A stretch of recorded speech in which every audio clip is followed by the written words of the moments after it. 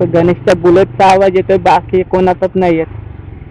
आता आपण पहिल्यांदाच बघणार आहोत रत्नागिरीमधील रत्नदुर्ग किल्ला. आणि जो पाठीमागे बसलाय योगेश, ह्यांनी आम्हाला 2 वेळा चुकवले. एकदा कालंबा देवीच्या इकडे आम्ही गेलेलो तेव्हा बीचवर पूर्ण नेले आमच्या गाड्या. आणि मित्रांनो, आपण आलेलो आहोत आता रत्नदुर्ग किल्ल्याजवळ. आणि तर मित्रांनो, आपण आता रत्नागिरीला आहोत आणि रत्नागिरीमधील रत्नदुर्ग किल्ला आहे तिथं आता जाणार आहोत. आणि ऑलरेडी आपल्या 3 गाड्या इथं आहेत आणि एक गाडीवाला CNG टाकायसाठी गेला आहे.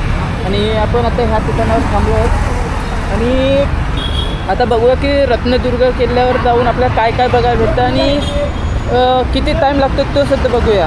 आणि आपल्याला इथून काय करून रत्नागिरीमधून 3, 3:30 किंवा 4 वाजेपर्यंत निघायचं आहे. त्याच्यामुळे आता रत्नदुर्ग किल्ला बघू आणि इतर कोणतं ठिकाण बघायला भेटलं तर बघू.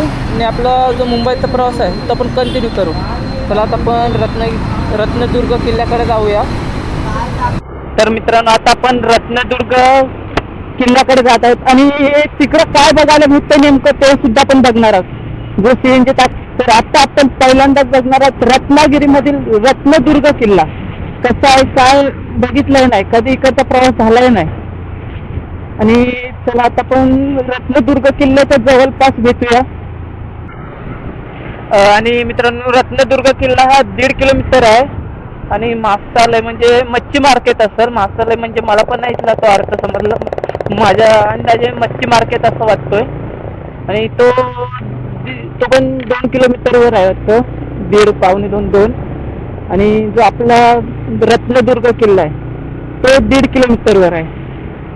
आणि सुंदर असं वातावरण, शांत, फक्त बाईकचा आवाज, असा आपला रस्ता आणि गावसाईडचा भाग, मारुती मंदिर, पेठ किल्ला, ओके, ज्योतिबा मंदिर, पट किल्ला. इथं सध्या तरी काम चालू आहे.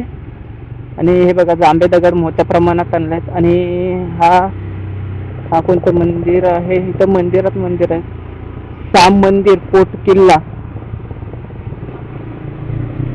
आणि जसं की आपण गावामध्ये येतो ना, तोच फील येतो इकडं सुद्धा. बघा, फक्त गणेशच्या बुलेटचा आवाज येतोय, बाकी कोणाचाच नाही येत. तर मित्रांनो, आपण रस्ता चुकलो होतो, पण आता आपल्याला लेफ्ट मारून वरती जायचं आहे. आणि ही चढण बघा. आणि जो पाठीमागे बसलाय योगेश, ह्यांनी आम्हाला 2 वेळा चुकवले. एकदा कालंबा देवीच्या इकडे आम्ही गेलेलो तेव्हा बीचवर पूर्ण नेले आमच्या गाड्या. आणि आता ह्या बाजूला लेफ्ट साईडला नाही घेतला. ठीक आहे, होत राहतं असा.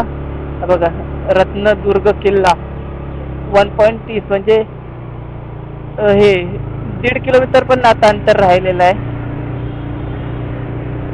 मित्रांनो, आपण आलेलो आहोत आता रत्नदुर्ग किल्ल्याजवळ. आणि आता इकडे बाजूला गाडी लावूया आणि पुढचे जो ब्लॉग आहे तो पण कंटिन्यू करूया.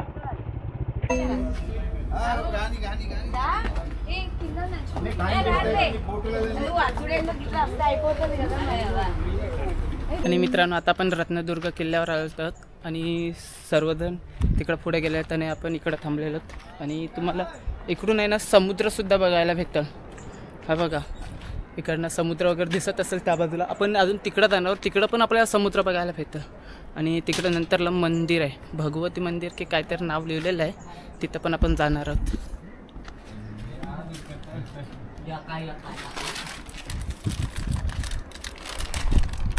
रत्नदुर्ग योगेश पहा.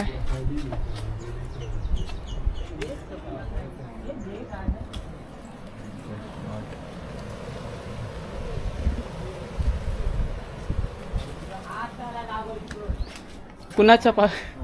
हे 2 आता तुम्हाला एक व्ह्यू दाखवतोय, खरंच एक नंबर आहे. पाठीमागे तुम्हाला ब्रिज दिसत असेल, त्या बाजूला पण आपल्याला जायला भेटतं. आता सर्वजण थोडे थकले तर आराम करतात आणि नंतरला त्या बाजूला जाणार आहे. बघू शकतो पाठीमागे जो तिकडं आपण खाली जाऊन बघणार आहोत. तिथं आहेत 5-6 जण आपल्या खाली दिसतील, आपल्या 5-6 जण. आणि जायला तिकडनं पाठीमागच्या रस्ता असेल तर आपण त्या बाजूला सुद्धा जाऊन बघू. आणि ह्या ठिकाणावर पण काही जण आलेले आहेत. आणि इकडं बघा हे झाडं वगैरे आहेत आणि ह्या बाजूला समुद्र किनारा.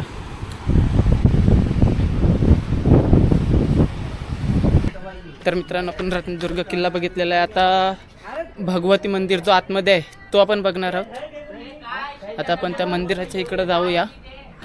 आणि मित्रांनो हा पाठीमागे बघू शकतो भगवती मंदिर आहे आणि आतमध्ये फोटो आणि व्हिडिओ काढायला मनाई आहे, त्याच्यामुळे आपण बाहेरनंच व्हिडिओ काढत आहोत. व्हिडिओ आवडले असेल तर व्हिडिओला लाईक आणि चॅनल सबस्क्राईब करा. चला भेटूया नेक्स्ट ब्लॉगमध्ये.